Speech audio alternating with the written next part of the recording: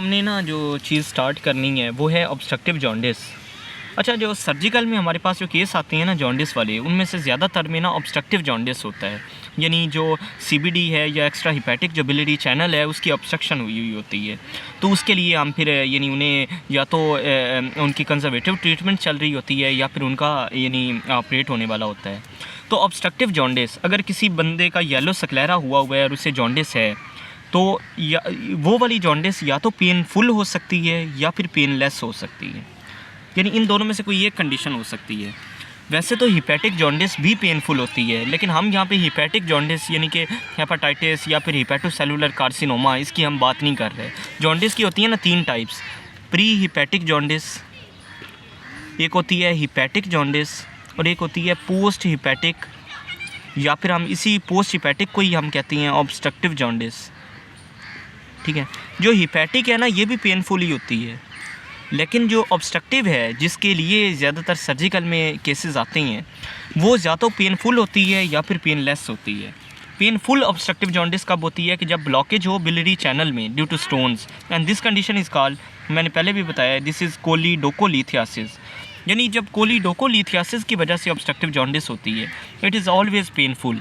ये क्यों पेनफुल होती है? क्योंकि जब स्टोन्स जब कहीं पे ब्लॉक करती हैं ना तो वहाँ पे उससे आगे जो बैक्टीरियल फ्लोरा होता है ना जो कि नॉर्मली प्रेजेंट होता है वो अपॉर्चुनिस्टिक हो जाता है और वो फिर इन्फ्लेमेशन का बायस बनता है और फिर पेन फाइबर्स को स्टिमुलेट करता है। यही वजह है कि ऑब्स्ट्रक्टिव जॉन्डिस अगर ड्यू टू कोलिडोकोलिथियासिस है फिर वो पेनफुल होगा। और पेनलेस कब होता है? जब यानी ऑब्स्ट्रक्टिव जॉन्डिस ही हो, यानी कि एक्स्ट्रा हिपैटिक बिलियरी चैनल ही ब्लॉक हुआ हो, लेकिन वो किसी स्टोन की वजह से नहीं बल्कि वो किसी ट्यूमर की वजह से हो। वो tumour most likely carcinoma of head of pancreas होगा, क्योंकि carcinoma of the head of pancreas इसकी ज़्यादातर ऑब्स्ट्रक्शन करता है। लेकिन इसके साथ साथ वो ड्यूडिनल ट्यूमर भी हो सकता है, वो सीबीडी का अपना ट्यूमर भी हो सकता है। इन तीनों में से कोई एक होगा, या तो सीबीडी का ट्यूमर होगा या फिर होगा carcinoma of head of pancreas यानी इसका ट्यूमर होगा, या फिर ये ट्यूमर होगा ड्यूडिनम का अपना। इनमें से कोई भी हो, यानी अगर एक्सटर्नल ट्यूमर की वजह से अगर ऑब्स्ट्रक्टिव जॉन्डिस हुआ है तो फिर वो पेनलेस होगा। और पेनफुल कब होगा? जब यानी बिलियरी चैनल के अंदर कोई स्टोन आ जाए, and this condition is called choledocholithiasis, तो तब ये पेनफुल ऑब्स्ट्रक्टिव जॉन्डिस होगा। और ट्यूमर के केस में ये पेनलेस होगा। अब इससे रिलेटेड है एक कोरवाइजर्स लॉ। कोरवाइजर्स लॉ ये कहता है भी अगर जॉन्डिस पेनलेस हो और इसके साथ इचिंग हो, इचिंग क्यों होगी? क्योंकि ज़ाहिर है एल्ब्यूमिन जब ज़्यादा होता है ना तो ये जाके हमारी स्किन में डिपॉजिट हो जाता है। तो ये फिर ना इन लोगों को यानी नेचुरल लाइट के अंदर यानी इचिंग होती है, यानी उनसे ज़्यादा देर बैठा नहीं जाता।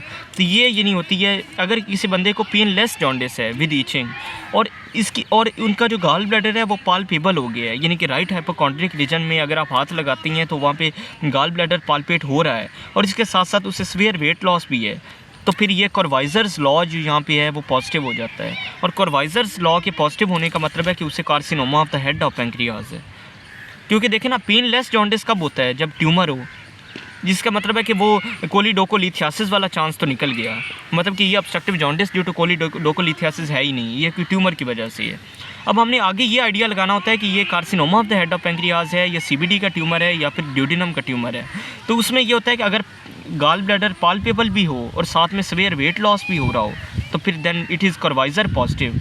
अब यहाँ पे कोरवाइजर लॉ जो है ना वो पॉजिटिव हो जाता है, और Courvoisier law is positive proves pancreatitis.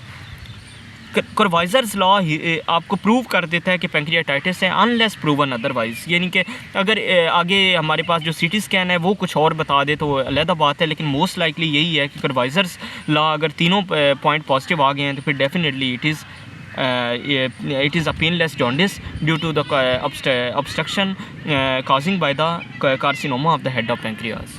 ठीक है।